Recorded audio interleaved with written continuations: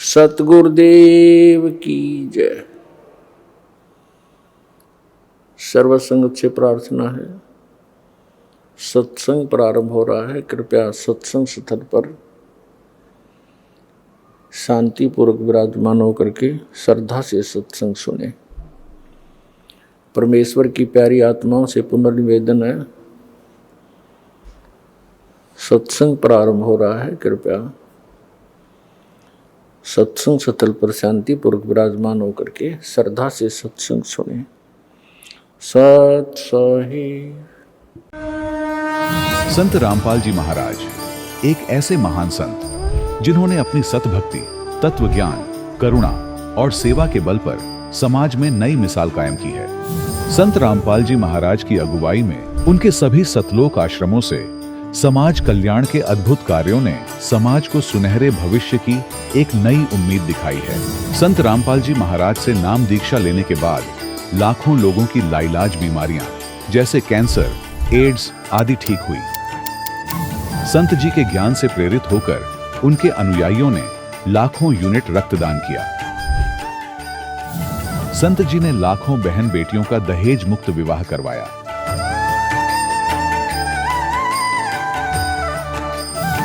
संत जी ने लाखों लोगों का नशा छुड़वाया, करोड़ों उजड़े परिवार बसे।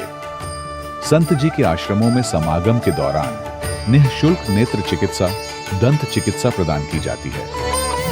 संत रामपाल जी महाराज द्वारा समय समय पर पर्यावरण संरक्षण के उद्देश्य से बड़े स्तर पर वृक्षारोपण किया जाता है। संत जी ने जरूरतमंदों को तत्काल राहत पहुंचाने के लिए एम्बुलेंस सेवा शुरू की। संत जी अपने अनुयायियों को देहदान के लिए प्रेरित करते हैं, जिससे मानवता की सेवा और चिकित्सा क्षेत्र में सुधार हो सके। संत रामपाल जी महाराज के सभी आश्रमों में हर रोज निःशुल्क भंडारा आयोजित किया जाता है, जहां हर वर्ग, हर जाति और हर धर्म के लोग एक साथ बैठकर भोजन करते हैं।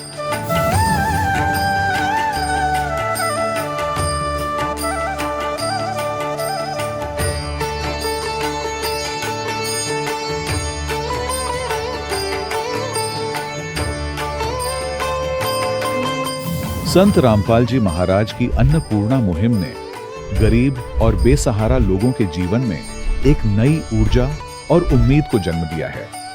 घर घर खाद्य सामग्री और जरूरी मदद पहुंचाकर संत रामपाल जी महाराज ने लोगों को दुख और मजबूरी से लड़ने की ताकत प्रदान की है।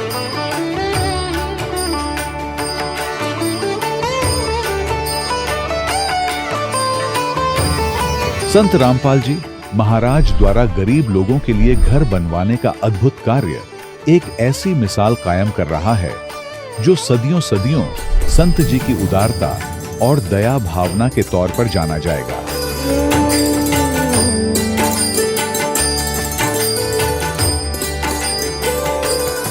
संत रामपाल जी महाराज के आश्रम में हजारों बुजुर्गों को सम्मान और प्यार के साथ जीवन जीने का अवसर मिलता है। उनके खाने, रहने और स्वास्थ्य की पूरी जिम्मेदारी संत रामपाल जी महाराज उठाते हैं। अनाथ बच्चों के लिए संत रामपाल जी महाराज के सभी आश्रम किसी वरदान से कम नहीं। यहाँ उन्हें शिक्षा, संस्कार और भविष्य के लिए बेहतर अवसर प्रदान किए जाते हैं। चाहे बाढ़ हो, भूकंप या महामारी, संत रामपाल जी महाराज और उनके अनुयायी हमेशा ही जरूरतमंदों के लिए सबसे आगे खड़े रहते हैं। कोविड महामारी के दौरान संत रामपाल जी महाराज के आश्रमों से करोड़ों लोगों के लिए भोजन, दवाइयां और जीवन रक्षक सामग्रियां उपलब्ध कराई गई। चाहे गरीब की मदद हो या किसी शोषित और पीड़ित वर्ग के हक और सम्मान की लड़ाई, संत रामपाल जी महाराज ने हमेशा ही उनकी दबी आवाज को सरकारों तक पहुंचाया है और उन्हें उचित न्याय दिलवाने में अहम भूमिका अदा की है। समाज में आध्यात्मिक और सामाजिक मूल्यों के प्रति जागरूकता लाने में संत रामपाल जी महाराज हर कदम पर मानवता के सच्चे सेवक साबित हुए हैं। संत रामपाल जी महाराज का जीवन हमें सिखाता है कि सच्ची सेवा वही है जो निस्वार्थ भाव से की जाए। आइए हम भी इस महान सेवा के कार्य में इस महान संत से जुड़ें और संत रामपाल जी महाराज से नाम दीक्षा लेकर अपने जीवन को धन्य बनाएं।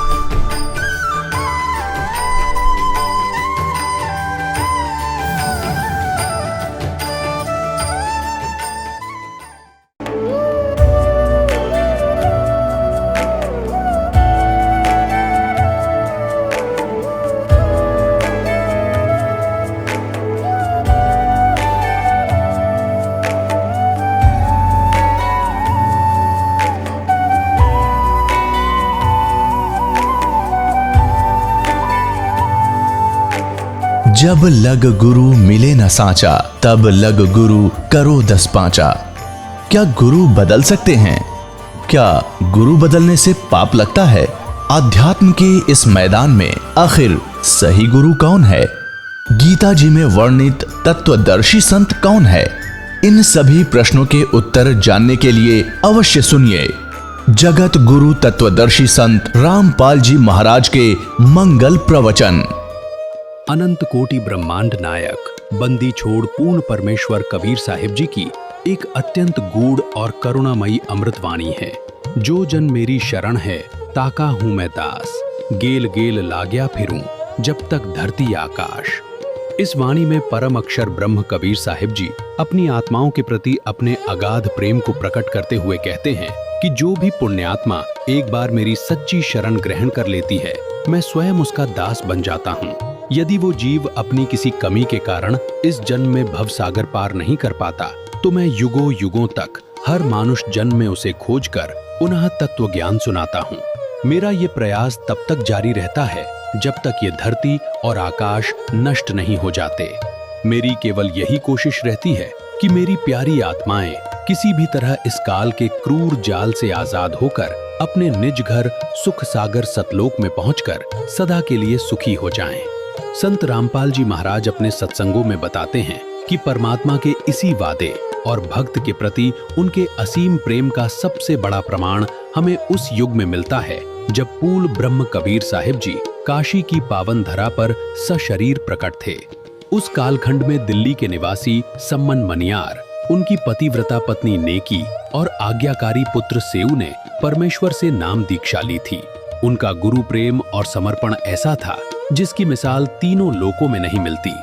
सद्गुरु की सेवा और उनके भंडारे के लिए धन की व्यवस्था करते हुए एक ऐसी कठोर परीक्षा की घड़ी आन पड़ी जहां परम भक्त सम्मन को अपने ही हाथों अपने इकलौते जवान पुत्र सेऊ का शीश काटना पड़ गया था। लेकिन जहां स्वयं जीवन दाता खड़े हों, वहां काल कैसे वार कर सकता है। बंदी छोड़ कबीर परमात्मा ने अपनी शब्द शक्ति से सेऊ को पुनः जीवित कर दिया था। गुरु और शिष्य के इस रोंगटे खड़े कर देने वाले समर्पण और भक्ति के इस चरम शिखर को गहराई से महसूस करने के लिए आप हमारे चैनल पर श्रद्धा का सबसे बड़ा इम्तिहान AI स्टोरी नामक वीडियो अवश्य देखें। वीडियो का लिंक नीचे डिस्क्रिप्शन में दिया गया है।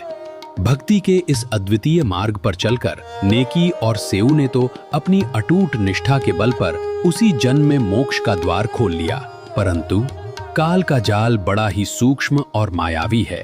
इतनी बड़ी कुर्बानी देने के बावजूद सम्मन के हृदय के किसी गहरे कोने में एक कसक, एक सूक्ष्म पीड़ा शेष रह गई कि काश यदि मेरे पास धन होता तो आज मुझे अपने जिगर के टुकड़े को काटना न पड़ता। अंतर्यामी परमात्मा ने भक्त की उस पीड़ा को भी मिटा दिया।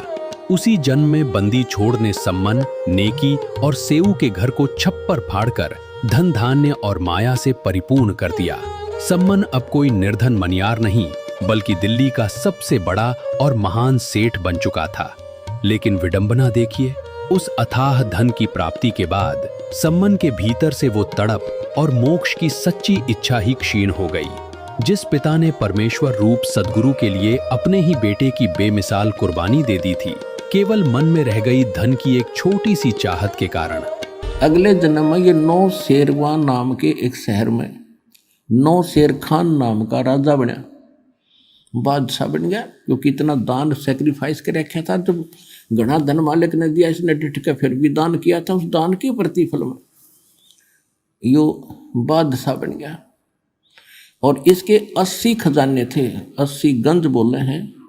एक यानी जमीन में दाब्या करते पहले राजा लोग, और उस पर एक झंडा टांग देते थे, ध्वजा।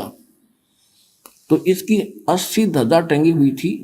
तो राजाओं को दूर के राजाओं, गुप्तचर लोग बता दिया करते थे कि उस राजा के 80 गंज खजाने हैं। 80 गंज, एक गंज में अरबों खरबों का खजाना होता है, हीरे पन्ने लाल ऐसे ऐसे, सोना चांदी। अब वो तक खूब चौड़ा हुआ बैठा राजा बन के, इतना धन है मेरा, और कंजूस इतना हो गया, दान नहीं करता। तो काल चाहता है कि ये भक्तिहीन हो, इसका भट्ठा बैठे, सारे खजाने दाबे में बैठे, कल मृत्यु हो जाती गधा बनाओ, वो खजाने के काम आते उस मूर्ख के, वही सम्मान था।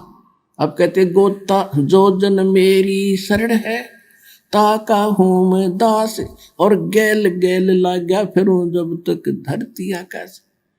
अब परमात्मा का काम बढ़ाया, अपनी वीरान माटी करवाई। अब भगवान फिर पहुंचे वहां एक साधु रूप बना के, और जाके कहा महाराज कुछ दान दे दो। देखो हमारी बुद्धि सेट करने के लिए, हमें उभारने के लिए भिखारी बने भगवान। साधु संत बनकर कहा कि मुझे कुछ दान दक्षिणा करो। तो राजा इतना बुद्धिहीन हो गया, क्योंकि जितनी माया घड़ी होगी उतना कंजूस बनेगा, और बुरे काम में लाओगा, अच्छे काम में जीव ला नहीं सकता जब तक भगवान साथ नहीं होगा। तो वो राजा कहने लगा कि महाराज मेरे पास पैसे नहीं है।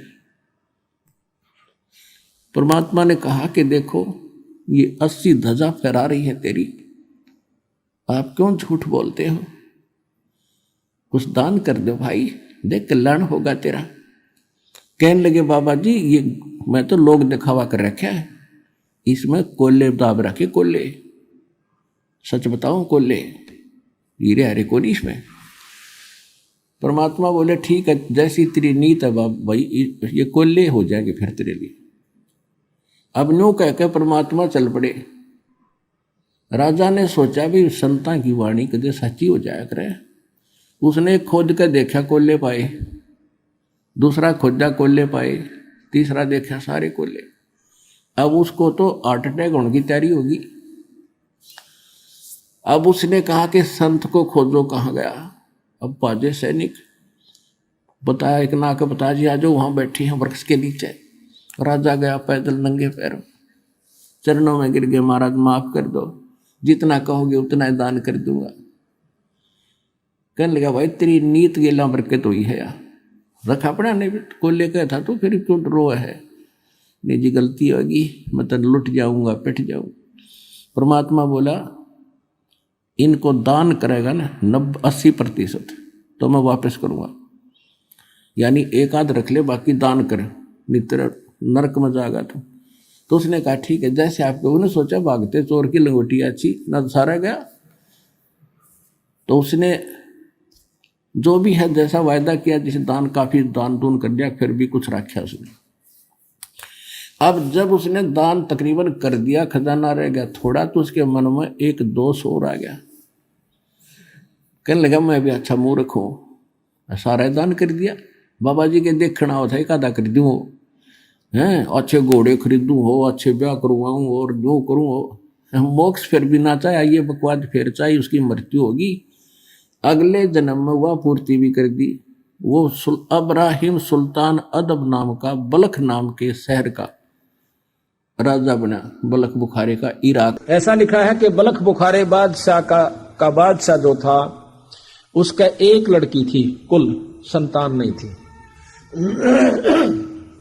और एक आदम नाम का संत हुआ है फकीर मुसलमान में धर्म में। उस आदम ने, अब्राहिम आदम नाम था उसका, वो बहुत तपस्वी था, साधक था, घर छोड़ रखा था, ब्रह्मचारी था। एक दिन घूम रहा था शहर में, बलख बुखारा की बादशाह की लड़की को देख लिया। बहुत खूबसूरत थी, जवान थी, महल के ऊपर अपना हार वैसे वस्त्र उस्त्र धो रही थी, केस अपने सुखा रही थी, बाल, उसके अंदर वो वैराग खत्म होकर के और उसके अंदर शादी कराने की प्रवृत्ति उत्पन्न हो जाती है। वो जाकर के राजा से कहता है, मंत्रियों से, कि मैं आपकी राजा की लड़की से शादी करवाना चाहता हूं। उनको धमका डरा करके भगा दिया, खबरदार जे आज के बाद तू आया तो। लेकिन होनहार भी प्रबल होती है, उसने सब जगह रुके, बारने आगे बैठ जा, और न्यू कह कि राजा की लड़की से ब्याह हो तो फकीर जीवे, राजा की लड़की से ब्याह हो तो फकीर जीवे। बहुत परेशान कर लिए, आखिर में उसने फिर बुलाया उस मंत्रियों ने। कहने लगा भाई राजा की लड़की से शादी करवाना चाहता है कि हाँ। फिर भाई राजा की लड़की के साथ शादी तो वो करा करे जो हीरे जवाहरात लावे। कहने लगा तू हीरे जवाहरात ला कर दे, जब तेरी शादी हम राजा की लड़की से करवा देंगे। ने बोला कहाँ मिला है? कि अब नो मन नहीं मेरा काम मिले। वो लड़के हीरे जवाहरात ले आ, कुछ बताई इतने वो ला दे, जब हम आपके साथ इसकी शादी कर देंगे। उसने कौन दे हीरे जवाहरात को पूछा, रे पौड़ा हो रहा बाबा तो क्या करेगा इनका।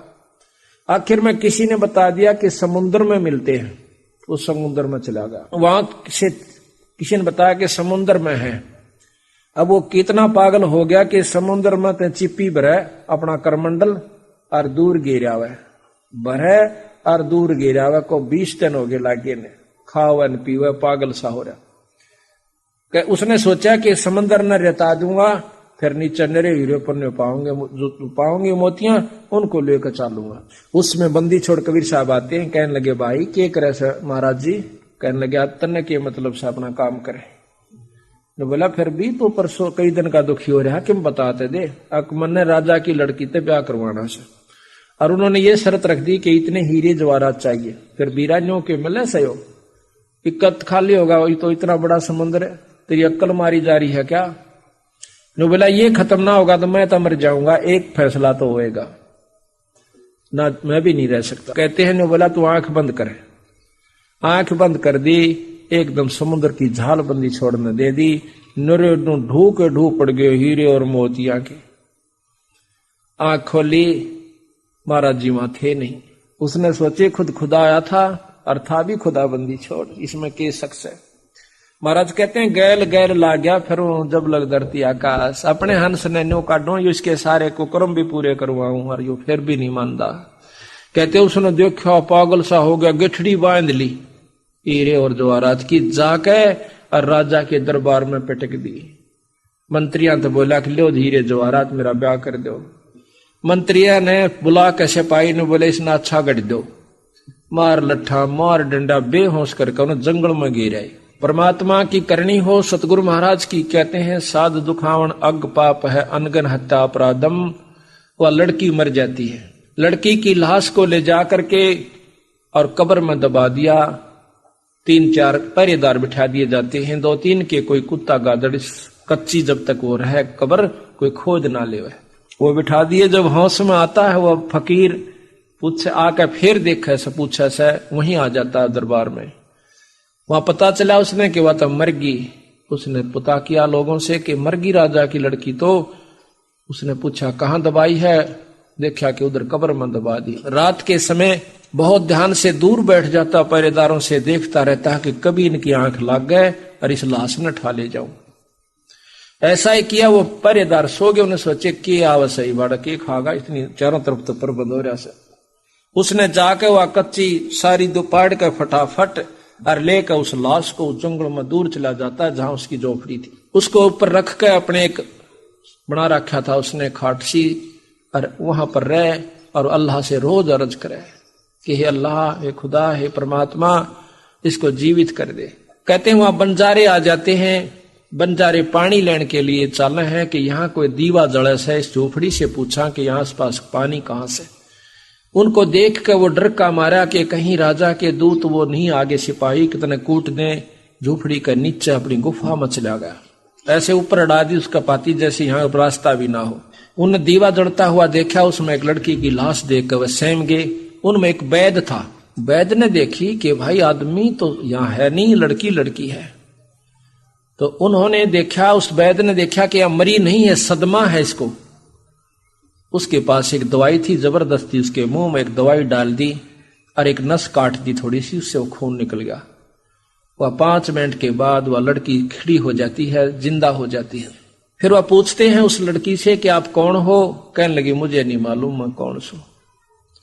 आपको यहाँ कौन ले आया? मुझे ये भी नहीं मालूम कि मुझे कौन ले आया। वो कहने लगे आप कौन हो? कि हम तो राह चालते बन जा रहे थे, हम पानी की तलाश में आए थे, हमने सोचा कि यहाँ पानी में लगा। अब अब्राहिम सुना, नीचे सुन लाग रहा धम। अक भाई ये तो वह तक हो ना, सिपाही तक हो ने। वो राह चालते हैं, फट दे हटा कर उस रास्ते से बाहर आ गया। बाहर आकर दूर खड़ा होकर नो नमस्ते करे सारा ने, डरे कांपे खड़ा खड़ा।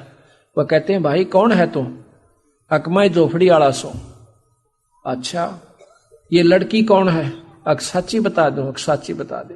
तुमने जिंदी क्यों कर दी कि ये मरी नहीं थी, इसको सदमा था, हमारे पास दवाई थी या ठीक कर दी। उसने साफ बता दिया कि ऐसे ऐसे सारी कहानी भैया से। तो वह लड़की भी और साथ में ने बोला हमारा साक्षी होकर के तुम हमारा विवाह कर दो, हमारा जो है निकाह करवा जाओ। तो उस लड़की ने भी जब देखा कि इसने तो बहुत कुर्बानी कर दी, तो मर तो चुकी थी, तो खत्म हो ली थी तेरे पिता की नजर में, तेरे तुम दाद आए थे। इसने अपनी अल्लाह से अर्ज करी तो आज तो इसकी हो चुकी है, उसने शादी करवा ली, वहीं रहने लगी। फिर उसका एक लड़का हो जाता है, उस लड़के को उसने एक पाठशाला में दाखिल करवा दिया। राजा जो था उसका एक ही कन्या थी, वाहे मर्गी थी, उसके पास धन बहुत था। उसने क्या करा कि गरीबों के बच्चों को बांटना शुरू कर दिया। तो स्कूलों में जा जाकर वर्दी समवा देवे, उनको वैसे भोजन फ्री करवा देवे, दोनों मियाँ बीबी जावे राजा रानी। तो एक दिन वो गए हुए थे, 7-8 साल के बच्चे को देखा, एकदम अपनी लड़की की ऐसी शक्ल उस छोरे की देखकर राजा ने छाती से लगा लिया। उस वहां के जो हेड मास्टर था उससे पूछा मुल्ला से कि ये लड़का किसका से? वो कहने लगा जी एक फकीर छोड़ के जाया कर, रोज ले जाया कर, झोपड़ी में रहता है शहर में, इधर दूर की तरह। कहने लगा ये लड़के को मैं ले जाता हूं, और वो फकीर आवा तो उसको कह दिए कि मेरे से ले जाएगा, मैं कुछ नहीं कहूंगा कि देखो काली माने डरे नहीं। उस लड़के को ले जाता, अपनी पत्नी को दिखावा से, वह देखते उसकी पत्नी बेहोश हो जाती है कि तुम्हारी लड़की कैसी शक्ल का छोरा से। अब राजा ने फिर होश में आया, फिर देखा, उस लड़के को छाती से लगा लिया। इतना मोह हो गया जानो इनका अपना ही अंश है। अब वो फकीर आता है, आदम शाह आगे पूछा है कि मेरा लड़का कहाँ है? उसने बता दिया मौलवी ने कि आपके लड़के को राजा ले गया। उधर डर गया एकदम, कहने लगा उसको किसने बता दिया कि वो बहुत धार्मिक राजा है, बहुत अच्छा राजा है, आप जाओ, नाटक हो ना। न्यू कह गया अभी बेशक ले जाएगा, क्या मैं तो सिर्फ अपने प्रेम में ले जाऊं, सुमन प्यारा बहुत लगा ये बच्चा। अब जो वो जावे से वापस बारने आगे खड़ा हो गया। तो राजा ने कह दिया था सिपाहियों को कि इस लड़के ने कोई लेना, उसने रोकियो मत ना, सीधा आ जाएगा। राजा अपने कमरे में लिए बैठा उस लड़के को, रानी बैठी तो आ जाता आदम, वो पहचान गया कि तो वो फकीर से। कहने लगे ये लड़का तू कहां से लाया कि आपकी लड़की का हुआ? कि वो सहम जा से कि मेरी लड़की तो मर गई थी। फिर उन्हें सारी कहानी बता दी।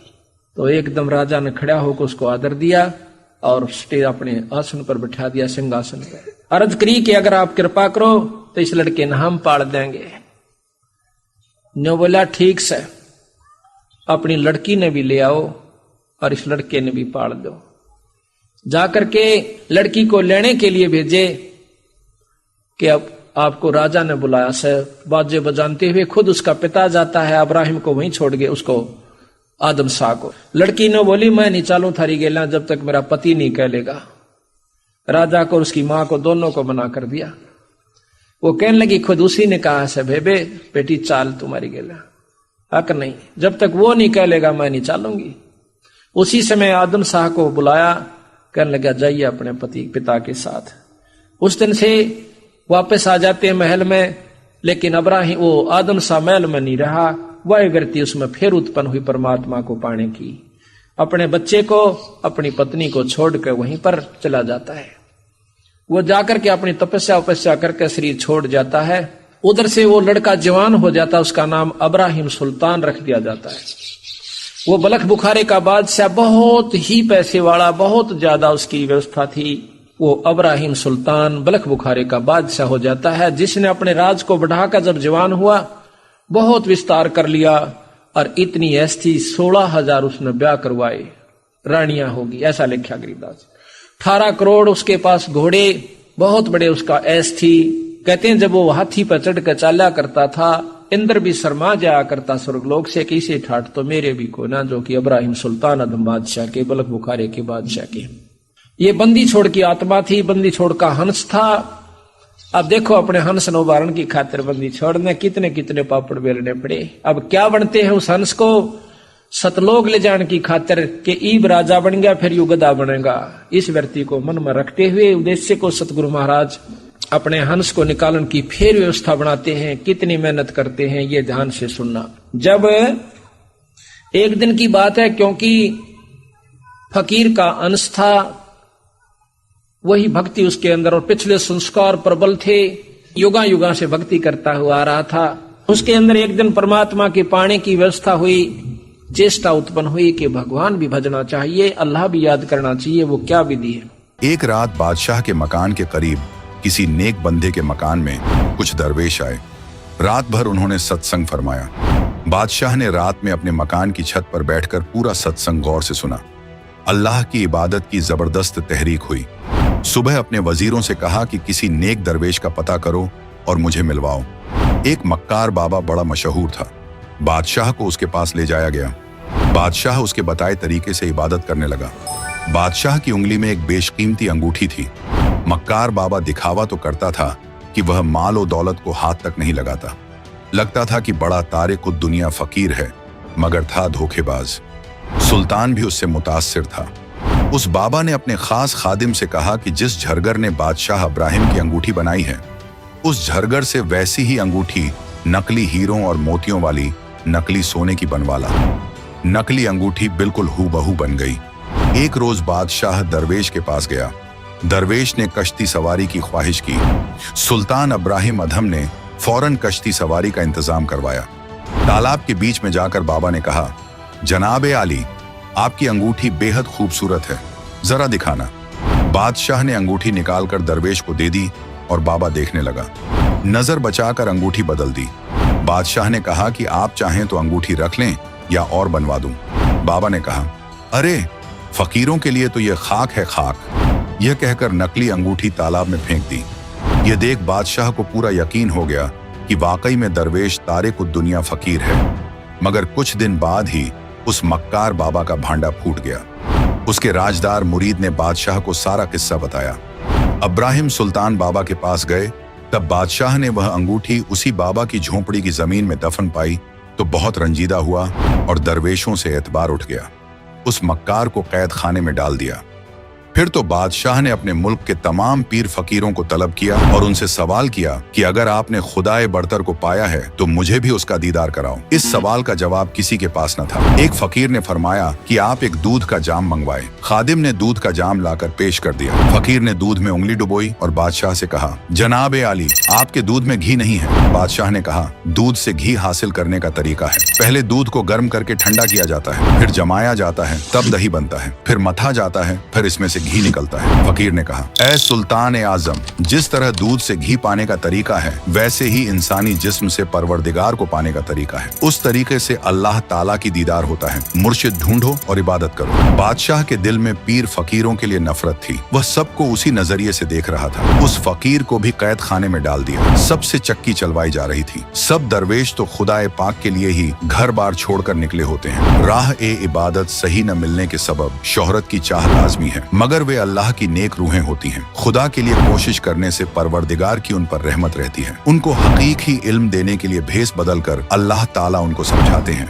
लेकिन काल के फंदे में उलझकर वे अंधे हो जाते हैं और हकीकत को नजरअंदाज कर देते हैं। मगर खुदाए करीम तो सबका बाप है। वह बच्चा जानकर मुआफ कर देता है और उनकी भी मदद फरमाता है। कैद खाने में गमगीन पीर फकीरों की फरियाद सुनकर उनको रिहा कराने के लिए और अपने नेक आबिद इब्राहिम सुल्तान को काल के फंदे से निजात दिलाने के लिए कबीर परवरदिगार एक भैंसे पर सवार होकर सुल्तान अधम के दरबार ए आला में तशरीफ लाए। दरवेश के लिबास में परवरदिगार को देखकर इब्राहिम सुल्तान ने पूछा, आप किस मकसद से आए हैं? परवरदिगार ने फरमाया कि आपके सवाल का जवाब देने आया हूँ। इब्राहिम ने सवाल किया कि मुझे बताइए खुदा कैसा है? अगर आप खुदा से मिले हैं तो मुझे भी मिलवाइए। कबीर जी ने भैंसे से कहा कि बता दे भैंसा, अल्लाह कैसा है? कहाँ है? खुदा की कसम सच कहना। भैंसा इंसान की तरह बोला। कहा कि इब्राहिम, मेरे ऊपर जो बैठा यही अल्लाहू अकबर है। सुल्तान को भैंसे को बोलते देखकर हैरत हुई और मुतासिर भी हुआ। सोचने लगा कि यह कोई करिश्मा हो सकता है। कबीर परवरदिगार भैंसे समेत वहाँ से गायब हो गए। इब्राहिम को चक्कर आ गया। कबीर परवरदिगार कैद खाने के सामने खड़े हो गए। सिपाहियों को हुक्म था कि कोई भी दरवेश मिले उसे कैद में डाल दो, इसलिए उन्होंने कबीर परवरदिगार को कैद कर दिया। सिपाहियों ने कहा कि चक्की चलाओ। बाकी सब फकीर भी चक्की चलाकर आटा पीस रहे थे और गिड़गिड़ा रहे थे। कबीर परवरदिगार ने सिपाहियों से कहा कि हम कैदी एक काम करेंगे, एक काम सिपाही करेंगे। करेंगे। हम चक्की चलाएंगे तो तुम सिपाही चक्की में गंदुम, गेहूं, चना, बाजरा डालोगे या हम गंदुम डालेंगे, तुम चक्की चलाओ। सिपाहियों ने चालाकी से कहा कि हम गंदुम डालेंगे, तुम चक्की चलाओ। कबीर परवरदिगार ने कहा कि सब दरवेश खड़े हो जाओ। यह कहकर अपनी चक्की को असा लगाया। उसी वक्त सब 360 चक्की अपने आप चलने लगी। कबीर अल अजीज ने कहा, सिपाही भाई डालो गंदुम, पीसो जितना चाहिए। दरवेशों से कहा कि आंखें मूंद लो। सबने आंखें मूंद ली। फिर परवरदिगार ने कहा कि आंखें खोलो। सबने आंखें खोली तो सब कैद खाने से बाहर बल्ख शहर से दूर जंगल में खड़े थे। कबीर परवरदिगार ने कहा कि आप इस बादशाह के मुल्क को छोड़कर दूर चले जाओ। सब आबिदीन परवरदिगार को सलाम करके और शुक्रिया अदा करके भाग चले।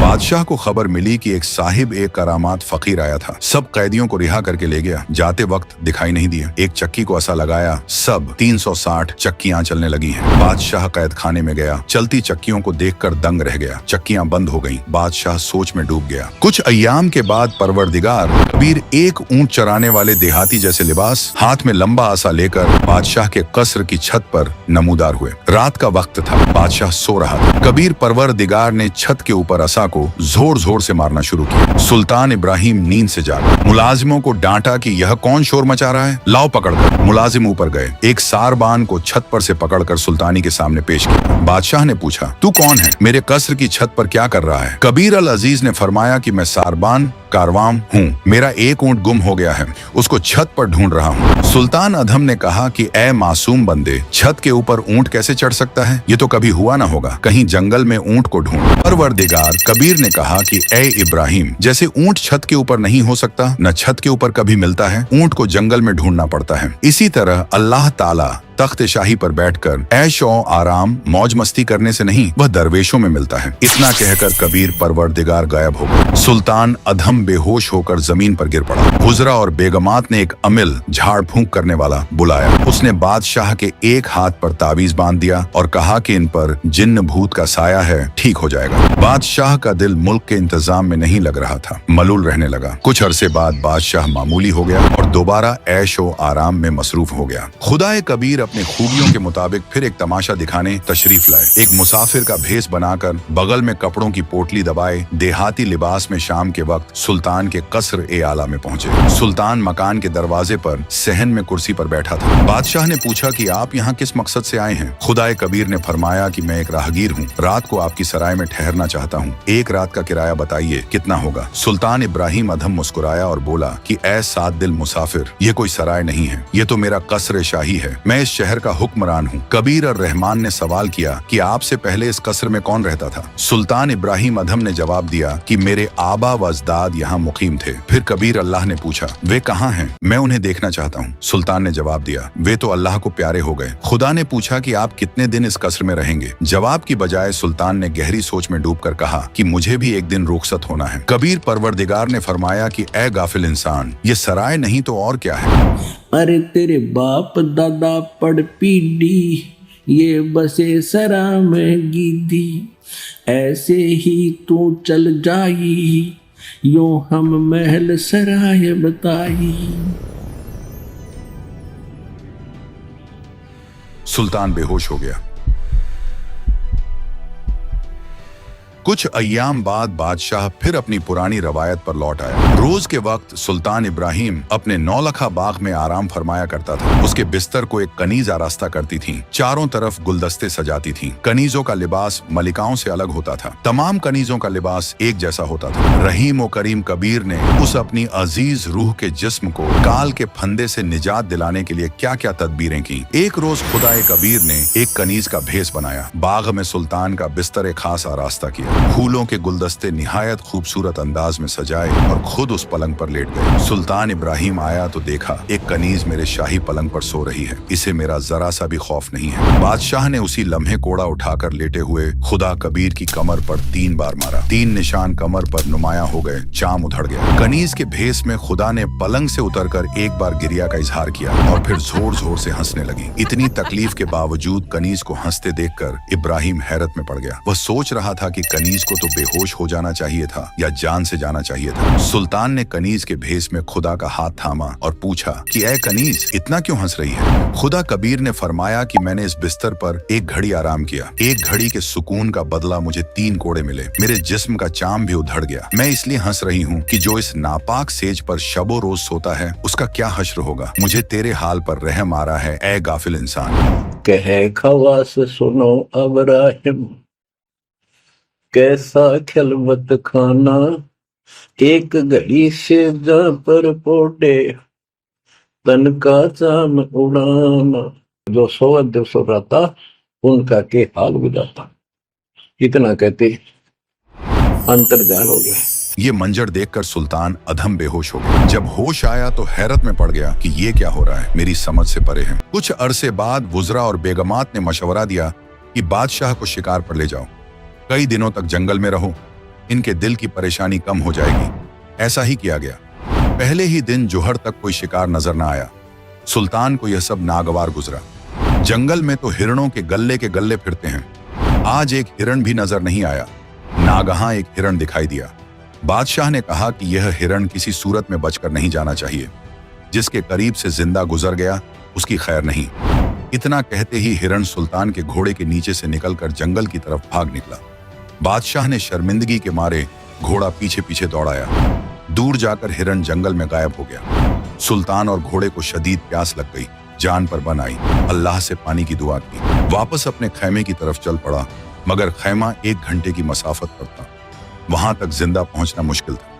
कुछ दूर चलकर इधर उधर नजर दौड़ाई तो एक जिंदा फकीर बैठा नजर आया। करीब में साफ पानी का एक छोटा तालाब था। उसके चारों तरफ फलदार दरख्त थे, शीरीं फल लगे थे। सुल्तान को जिंदगी की उम्मीद की दिखाई दी। पानी पिया, कुछ फल खाए, घोड़े को भी पानी पिलाया और शजर से बांध दिया। जिंदा बाबा की तरफ देखा तो उनके पास 3 खूबसूरत कुत्ते बंधे थे और एक कुत्ता बांधने की जंजीर साथ में रखी थी। सुल्तान ने फकीर को अदब से अस्सलाम वालेकुम कहा, गोया कि वो एक गुलिस्तान में दाखिल हो रहा हो। फकीर ने भी जवाब में एक रूहानी लहजा में वालेकुम सलाम कहा। बादशाह ने कहा, ए फकीर, तुम इन 3 कुत्तों का क्या करेंगे? इनमें से 2 मुझे इनायत फरमा दीजिए। फकीर ने जवाब दिया, ये कुत्ते मैं किसी को नहीं दे सकता। ये तीनों शाही कुत्ते हैं, इन्हें मैंने सबको सिखाना है। ये तीनों बल्ख शहर के शहंशाह रहे हैं।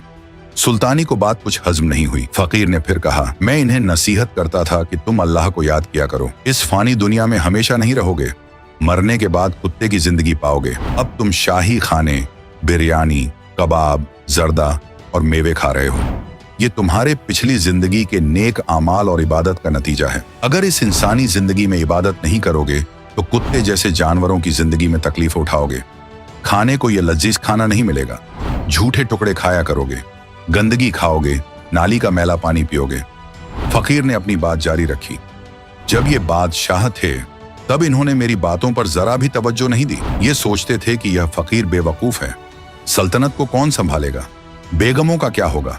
अब ये तीनों कुत्ते बन गए हैं। देखो, मैंने काजू बादाम किशमिश से बना हुआ हलवा खीर इनके सामने रखा है। इन्हें खाने नहीं देता हूं। जब ये खाने की कोशिश करते हैं तो मैं इन्हें सजा देता हूं। यह कहकर कबीर परवरदिगार ने जो एक लोहे की बेल रखी थी उसे उठाकर कुत्तों को मारना शुरू किया। कुत्ते चीख पुकार मचाने लगे। परवरदिगार बोले, खाओ ना हलवा, खिलाऊं तुम्हें, बासी सूखे टुकड़े डालूंगा। ए घुड़सवार भाई, फकीर ने कहा, ये जो खाली बेल रखी है ये बताऊं किस लिए है? जो बल्ख शहर का बादशाह सुल्तान इब्राहिम इब्न अधम है वह भी दुनिया और सल्तनत की चकाचौंध में अंधा होकर अल्लाह को भूल गया है। अब उसे याद नहीं कि मरकर कुत्ता भी बन सकता है। उसे बहुत बार नसीहत दी कि इबादत कर ले, इस कसर ए सराय में हमेशा नहीं रहेगा, लेकिन उसे खुदा का कोई खौफ नहीं है। वह तो खुद को खुदा समझकर मासूम फकीरों को सजा दे रहा है। मैं तो यहाँ दूर बैठा हूँ इसलिए बचा हूँ। वह बादशाह मरेगा, इबादत के बिना कुत्ता बनेगा, उसे लाकर इस जंजीर से बांधूंगा। जिंदा फकीर के मुंह से ये अल्फाज सुनकर और कुत्तों की शक्ल में अपने आबा वजदाद की बदहाली देखकर इब्राहिम कांपने लगा और बोला, ए फकीर, बल्ख शहर का बादशाह मैं ही हूं, मुझे माफ कर दीजिए। यह कहकर फकीर के कदमों में गिर गया। कुछ देर बाद जब वह उठा तो देखा वहां न तो जिंदा फकीर था, न तालाब, न बाघ था, न कुत्ते थे। सुल्तान इसे ख्वाब भी नहीं मान सकता था क्योंकि घोड़े के पांव अभी भी गीले थे। कुछ फल तोड़कर रखे थे वे भी मौजूद थे। सुल्तान को समझते देर नहीं लगी। घोड़े पर सवार हुआ और पड़ाव पर आया। मुंह से कुछ न बोल पाया। हाथ से इशारा किया कि सामान बांधो और लौट चलो शहर को। कुछ ही लम्हों में काफिला बल्ख शहर की ओर रवाना हो गया। जब सुल्तान इब्राहिम अपने महल पहुंचा तो एक कमरे में जाकर अकेला बैठ गया और फूट फूट कर रोने लगा। रानियों ने, वजीरों ने बहुत समझाने की कोशिश की। कहने लगे, ऐ हुजूर, ये दुनिया फानी है, इसमें ऐसा होता रहता है, हिम्मत रखिए। खास रानियां कहने लगी, ऐसा तो औरतों के साथ होता है, आप तो मर्द हैं, आपको सब्र करना चाहिए, आप तो अपनी रियाया के सरपरस्त हैं, आपको मजबूती से अपने फराइज अंजाम देने चाहिए। इतने में एक कुत्ता वहां आ गया। उसके सिर पर गहरा जख्म था जिसमें कीड़े पड़ चुके थे। वो तड़प रहा था। कुत्ता इंसानी जुबान में बोल उठा, ऐ सुल्तान इब्राहिम, मैं भी कभी एक बादशाह था, लेकिन मैंने अपनी सल्तनत के गरूर में बेगुनाह जानों का कत्ल किया, शिकार में बेकसूर जानवर मारे, जंग में नाहक खून बहाया। आज वही तमाम गुनाह मेरे साथ हिसाब बराबर कर रहे हैं। ये कीड़े जो मेरे जख्मों को नोच रहे हैं, यही मेरे की का अजाब है। अब मैं कुछ करने के काबिल नहीं। ऐ इब्राहिम, यही हाल तेरा भी होने वाला है। देख ले अपना अंजाम। तू दुनिया की झूठी दौलत और सल्तनत के मोह में पड़ा हुआ है और अपनी आखिरत को बर्बाद कर रहा है। तेरे पीछे पीछे अल्लाह ताला तुझे राहे हक दिखाने के लिए बुला रहा है, लेकिन तू अब तक गफलत में है।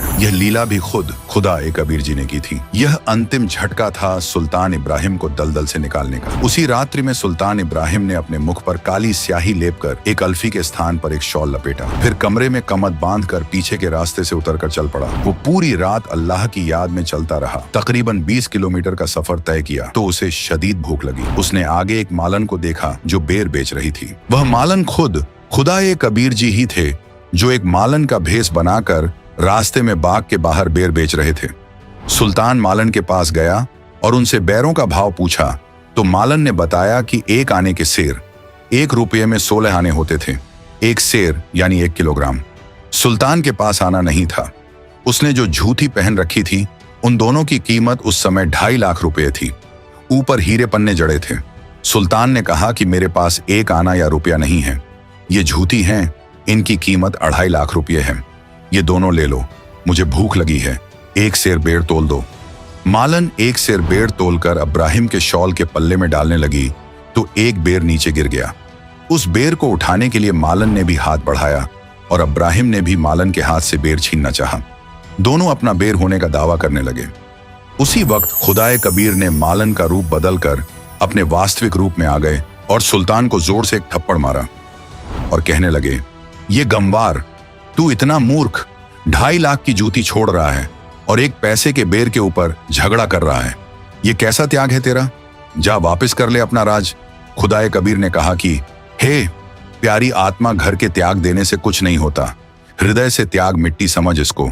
तब उसको अपनी गलती का एहसास हुआ और फिर परवरदिगार कबीर जी ने कहा, इब्राहिम, मैं वही अल खिज्र हूं जिसके पास कुरान ज्ञानदाता ने हजरत मूसा को सच्चा इल्म लेने के लिए भेजा था, लेकिन हजरत मूसा मेरी शर्तों पर खरा नहीं उतर सका, इसलिए मैंने हजरत मूसा को वह सच्चा इल्म नहीं बख्शा।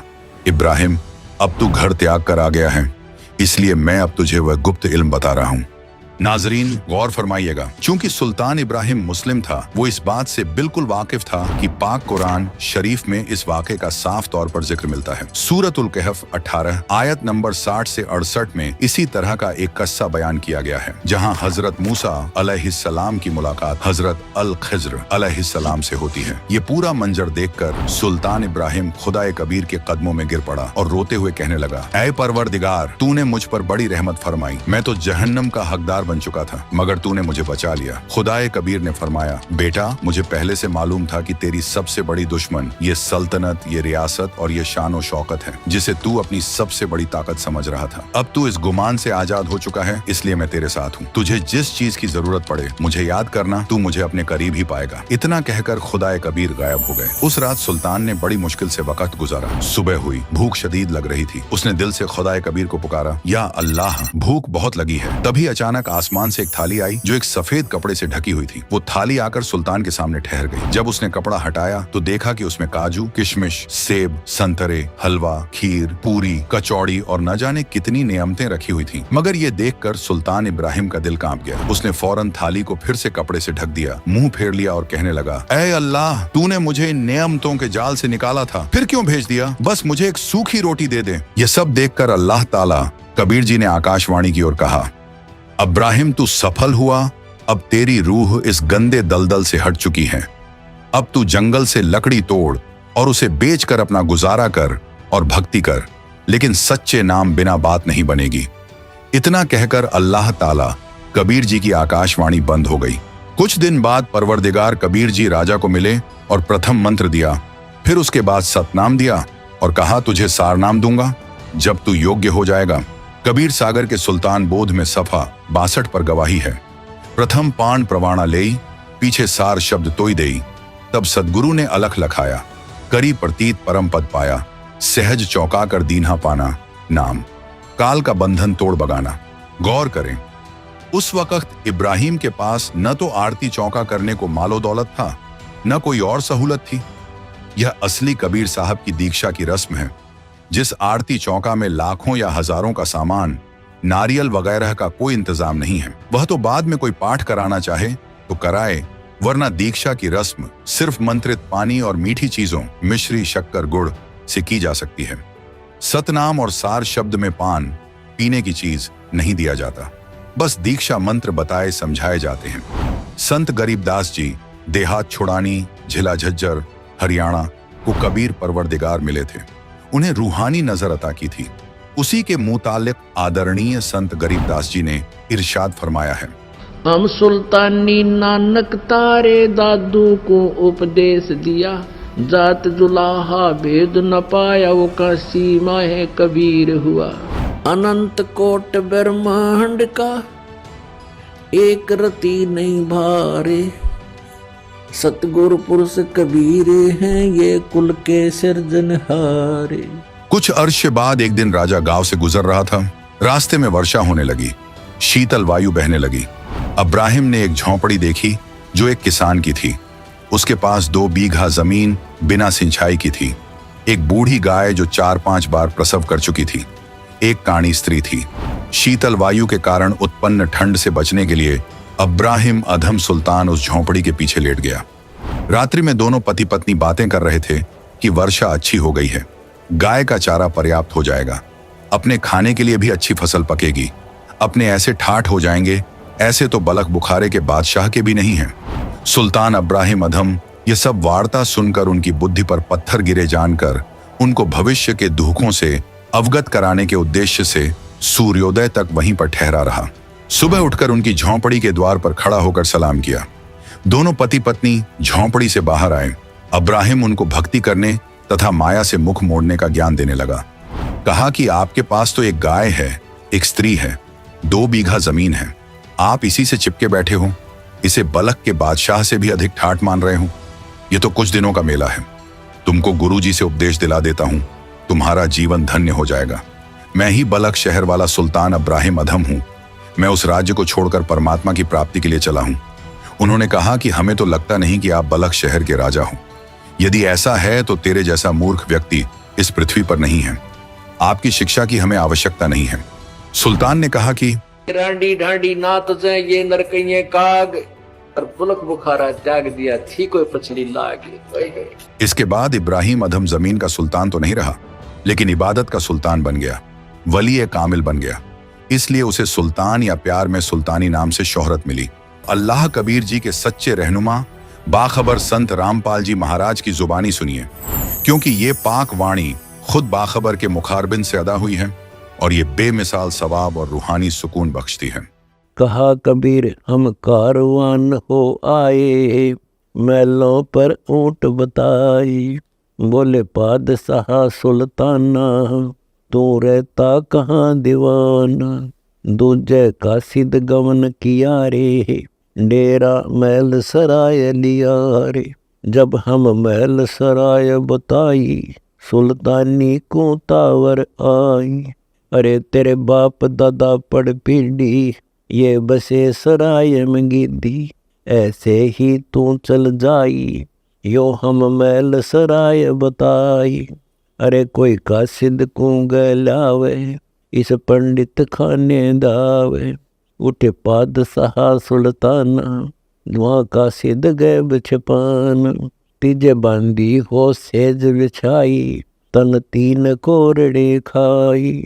तब आया अनहद हासा सुल्तानी गहे खवासा, मैं एक घड़ी से जा सोई, तात मेरा यू हवाल होई।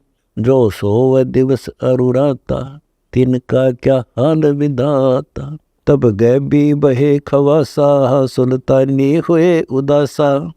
यो कौन छलावा भाई, या का कुछ भेद न पाई। चौथे योगी वहे अमजिंदा, लिन 3 कुते गल फंदा। दीनी हम साकल डारी, सुल्तानी चले बगबाड़ी।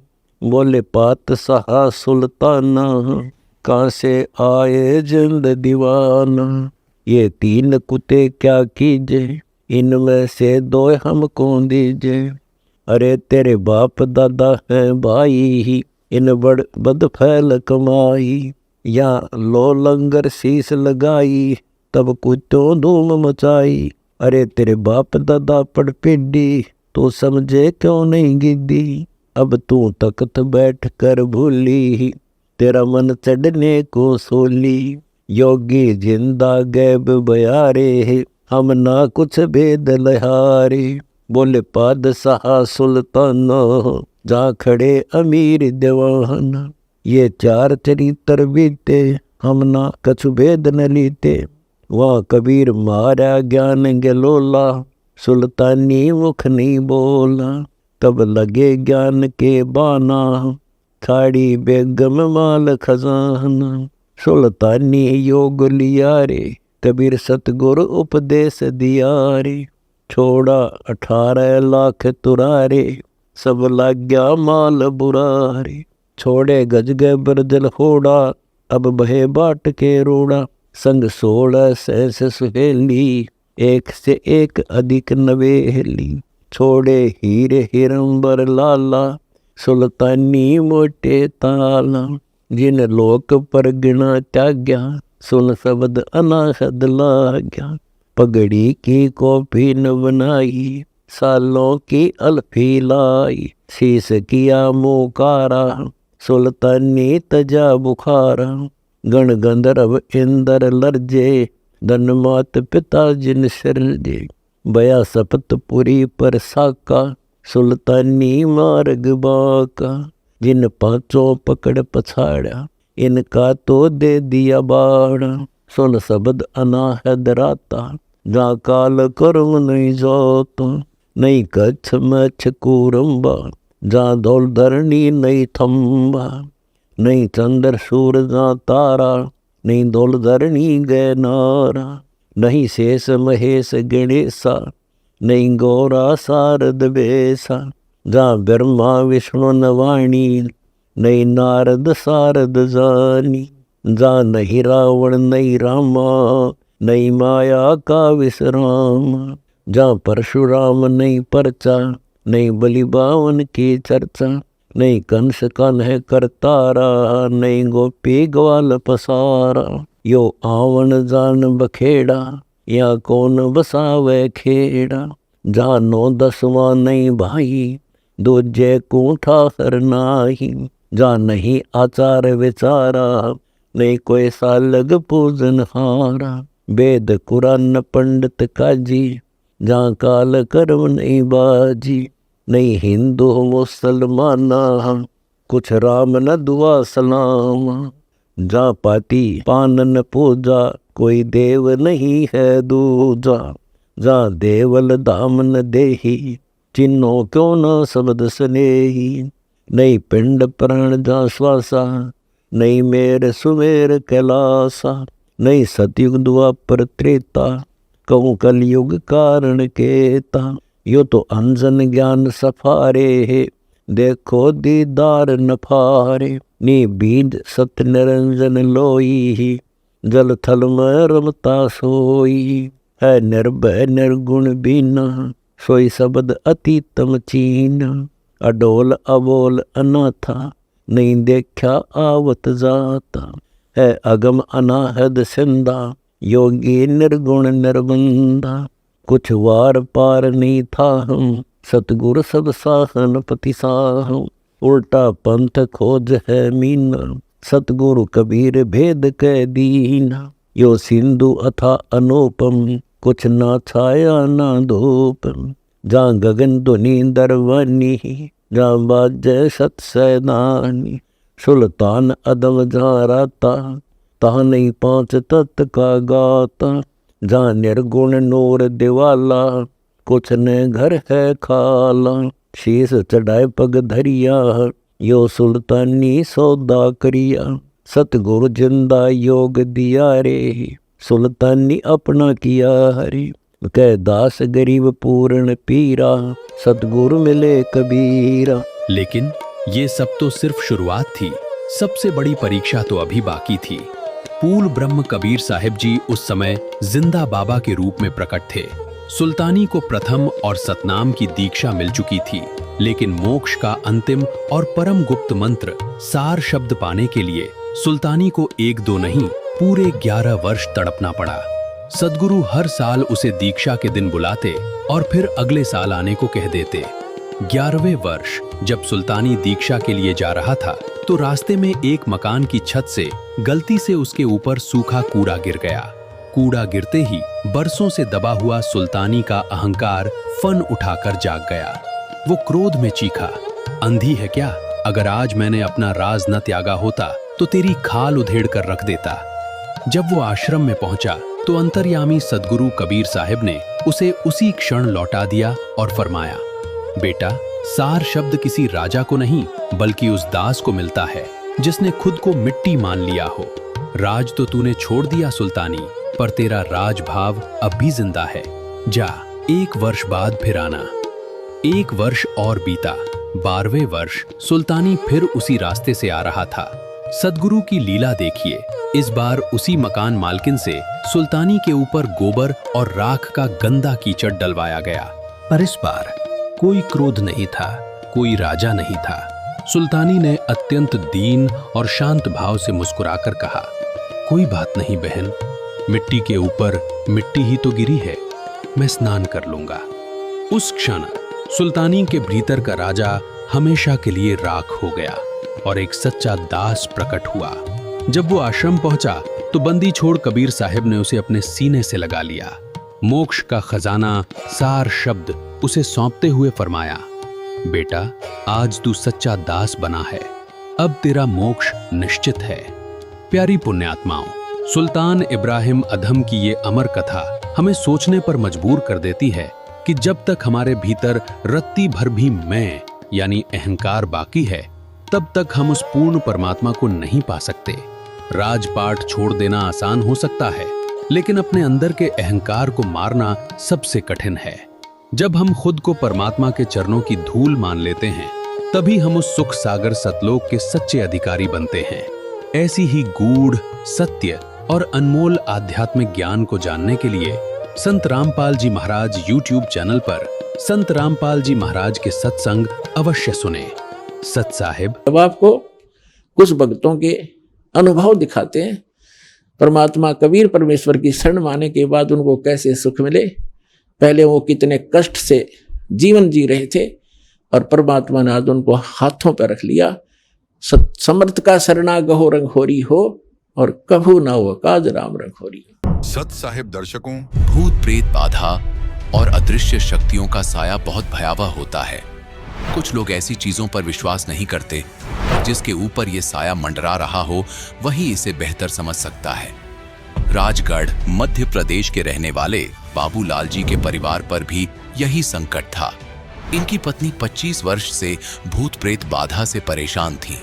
इसके समाधान के लिए इन्होंने हिंदू समाज में प्रचलित सभी पूजा साधना की और यहाँ तक कि इतनी श्रद्धा थी कि इन्हें शिवजी और माता दुर्गा के दर्शन भी हुआ करते थी। परंतु दुख की बात तो ये है कि इससे भी इन्हें कोई राहत नहीं मिली। लेकिन बाबूलाल जी के दुख का सिलसिला यूं ही नहीं चलता रहा। ये अंत तब हुआ जब इन्हें 17 अगस्त 2012 को प्राप्त हुई संत रामपाल जी महाराज की शरण। सतलोक आश्रम में प्रवेश करते ही इन्हें आत्मिक शांति का अनुभव हुआ और संत जी का शुभाशीर्वाद पाते ही इनकी पत्नी की भूत प्रेत बाधा दूर हो गई। साथ ही संत जी ने साक्षात प्रकट होकर इनके बेटे की जीवन रक्षा की। आज इन्हें दृढ़ विश्वास है अपने गुरुदेव पर और इनका कहना है कि संत जी की वजह से ही इनका परिवार जीवित है, नहीं तो ये पता नहीं कब अपनी जिंदगी से हाथ धो बैठते। अब सुनिए बाबूलाल जी के जीवन परिवर्तन की सच्ची कहानी, उनकी अपनी जुबानी। नमस्कार जी। नमस्कार सर। क्या नाम है जी आपका? सर मेरा नाम बाबूलाल नागर है सर। बाबूलाल जी आप कहाँ के रहने वाले हैं? जिला राजगढ़ MP सुल्तानिया का रहने वाला हूँ सर। बाबूलाल जी संत रामपाल जी महाराज से नाम दीक्षा आपने कब ली? सर मैंने संत रामपाल जी महाराज से नाम दीक्षा 17/8/2012 को ली। सर संत रामपाल जी महाराज से नाम दीक्षा लेने से पहले आप क्या भक्ति साधनाएं करते थे? सर रामपाल जी महाराज से नाम दीक्षा लेने के पहले हम ये जो हिंदू धर्म में देवी देवता को पूजते हैं ये साधना करते थे। शिव जी को पूजते थे, माँ शेरावाली को पूजते थे।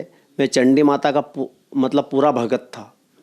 और नवरात्रा में तो 9 दिन तक भोजन भी नहीं करता था, अंजल भी नहीं ग्रहण करता था और नंगे पाँव घूमता रहता था।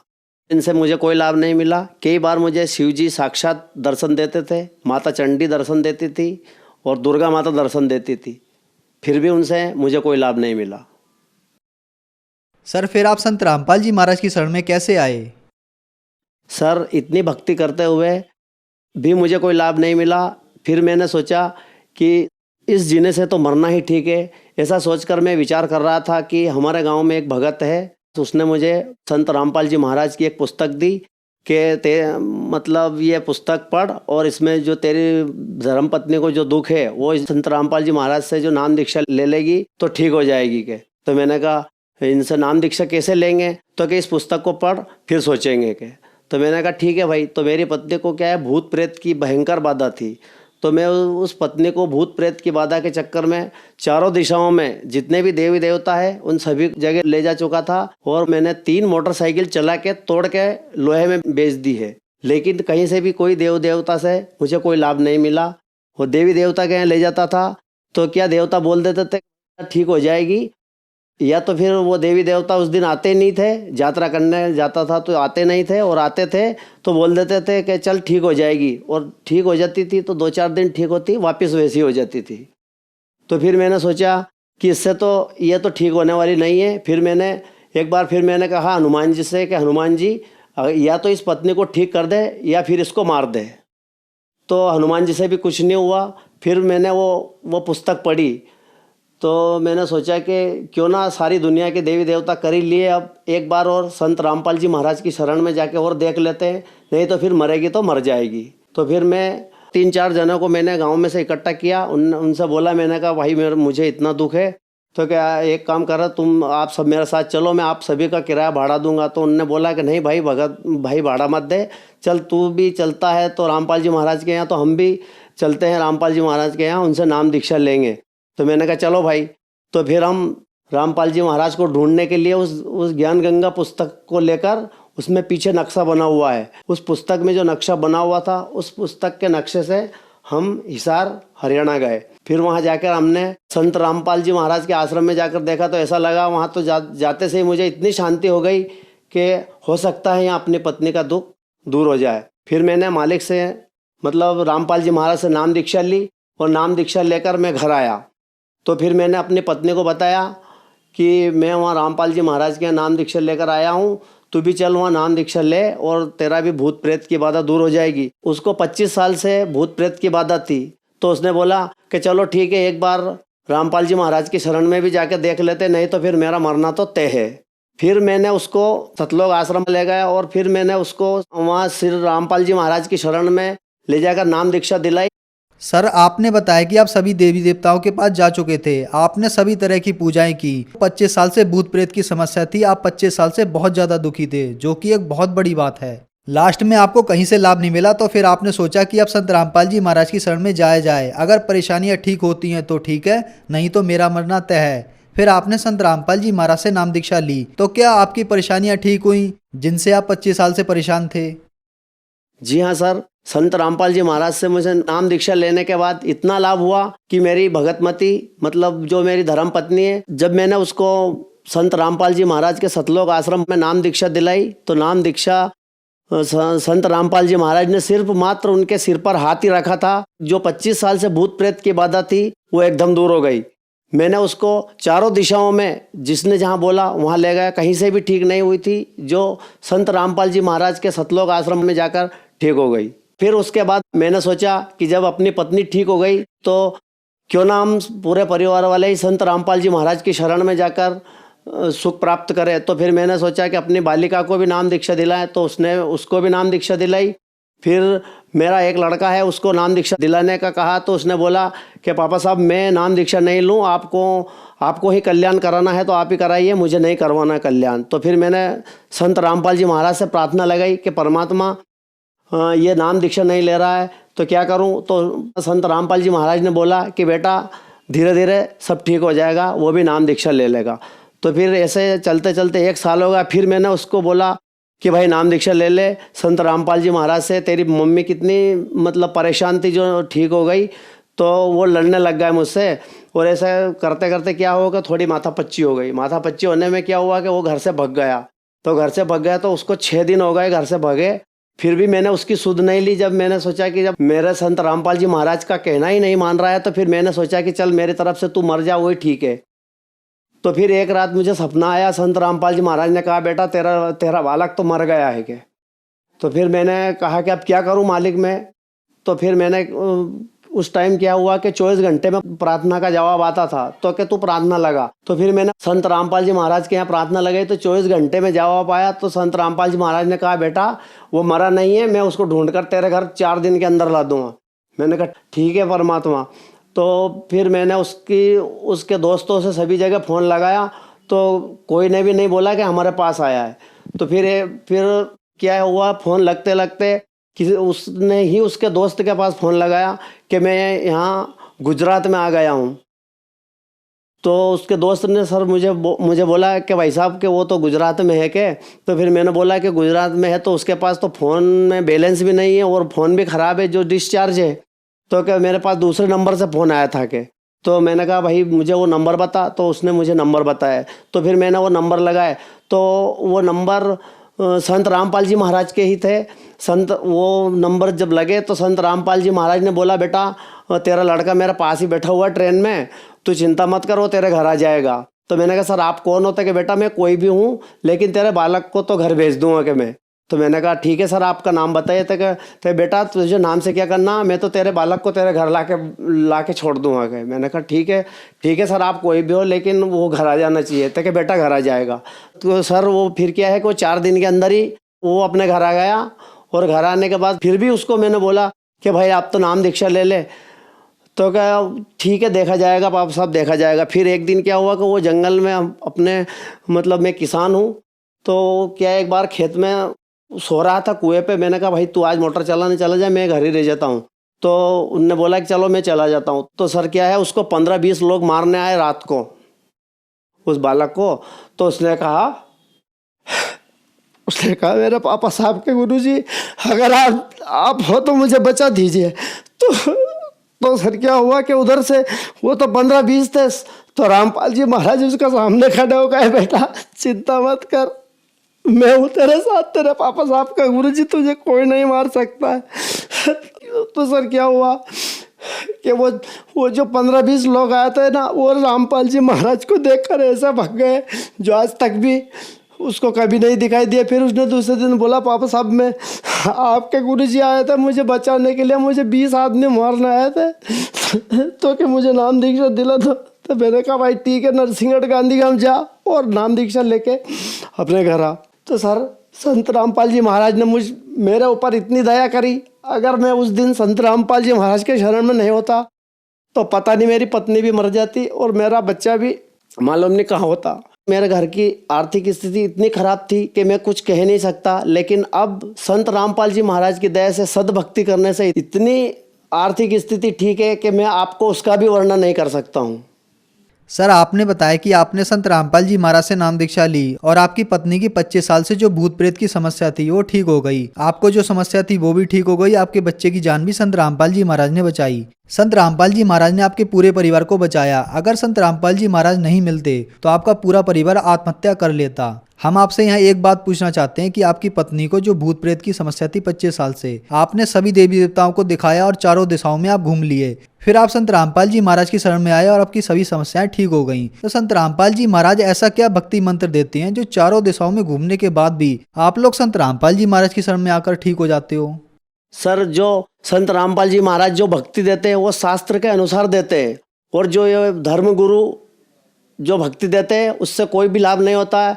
इसलिए संत रामपाल जी महाराज ने जो भक्ति, जो सदभक्ति दी है वो शास्त्र के अनुसार दिए, और जो मंत्र देते हैं वो शास्त्र के अनुसार ही देते हैं। उनके उस मंत्र में इतनी पावर है, उनके मंत्र के जाप करने से सभी दुख दूर हो जाते हैं।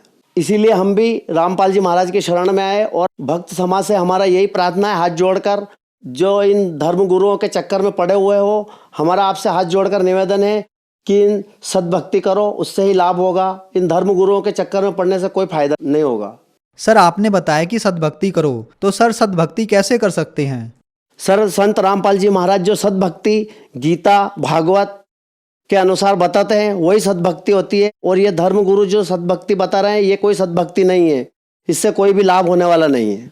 सर, सद्भक्ति, सच्ची भक्ति कैसे प्राप्त की जा सकती है? सर, सच्ची भक्ति संत रामपाल जी महाराज की गीता तेरा ज्ञान अमृत ज्ञान गंगा पुस्तक में लिखी हुई है, और जो संत रामपाल जी महाराज जो मंत्र देते हैं वो इन्हीं के अनुसार देते हैं। इसलिए संत रामपाल जी महाराज की शरण में आए, और संत रामपाल जी महाराज की शरण में आने का एक सुगम सरल उपाय है। चैनल पर संत रामपाल जी महाराज का सत्संग आता है, हर रोज आता है। उसके नीचे जो पीली पट्टी चल रही है उसके ऊपर उसमें नामदान केंद्रों के फ़ोन नंबर लिखे हुए हैं, उनसे कांटेक्ट करके नामदान केंद्र का पता करके आप नाम दीक्षा ले सकते हैं। धन्यवाद सर। सत साहब। तो पुण्यात्माओं, आपका कर्तव्य बनता है, कहते हैं आप तेरे जगतार ही, आपका तो कल्याण निश्चित है यदि मर्यादा में रहोगे और भक्ति करते रहोगे। आपका और आपके परिवार का तो कल्याण निश्चित है, लेकिन आपका ये भी कर्तव्य बनता है, फर्ज बना है, भूले न राह बतावे। जिसको ज्ञान नहीं है, भटक रहे हैं, उनको कोशिश करें समझाने की, लेकिन प्यार से। किसी को आप समझाने की चेष्टा करोगे उसको एक बार तो कड़वा लगेगा। आपको भी ऐसा ही महसूस हुआ होगा प्रारंभ में, हमें भी ऐसा ही लगा था। जैसे गोरखनाथ जी को परमात्मा ने कहा था, गोरखनाथ मैं सबका गुरुआ, मैं सबका गुरु हूं पूरे विश्व का। तो गोरखनाथ जी कह रहे थे, आपका तुमरा वचन मोह लाग गए कड़ुआ। आप जो कह रहे हो ना अपने आप को मैं सबका मार्गदर्शक हूं, गुरु हूं, ये बात मुझे अच्छी नहीं लगती, कड़वी लगती है, बुरी लगती है। तब परमेश्वर ने कहा था कि कड़ुआ लगे सो मीठा होई, हमरी बात पतीजा जोई। हमारी बात पर विश्वास करोगे तो आज जो आपको कड़वा लग रहा है एक दिन मीठा होगा। तो पुण्यात्माओं, आपका कर्तव्य बनता है इस परमेश्वर के सच्चे ज्ञान को अपने भाई बहनों पूरे विश्व के सभी हम एक वहाँ तक पहुँचाओ, जन जन तक पहुँचाओ। हम सभी एक परमात्मा के बच्चे हैं। हम अपनी अनजानपने में भिन्न भिन्न हो गए, गलत गुरुओं ने हमें बांट दिया, तो हम फिर एक हो सकते हैं। इस परमात्मा के ज्ञान को जन जन तक पहुँचाओ। यहाँ आश्रम से जो प्रचार की सामग्री ले जाओ और कोशिश करो सब तक पहुँचाने की। आपको एक और विशेष उपकार होगा, आत्म प्राण उद्धार ही ऐसा धर्म नहीं। और एक जीव को काल के उस पाड़े ते छुटवा के सतलोक आश्रम में जोड़ने का इतना पुण्य होगा जैसे करोड़ गऊओं को कसाई से बचाने का एक पुण्य होता है। तो आपको इतना पुण्य होगा, आप भी प्रचार करो और प्यार से करो, किसी का संघर्ष नहीं करे। कोई आपको बुरा भी बोला, आपका भाई बहन समझ के कि इसको पता नहीं है, तो उसके साथ विरोध नहीं करे, आगे चल पड़े। जिसको सुहा उसको ज्ञान समझावे और यहाँ से पुस्तकें लेकर वो बांटो और सबका कल्याण कराओ। बोलो सतगुरुदेव की जय।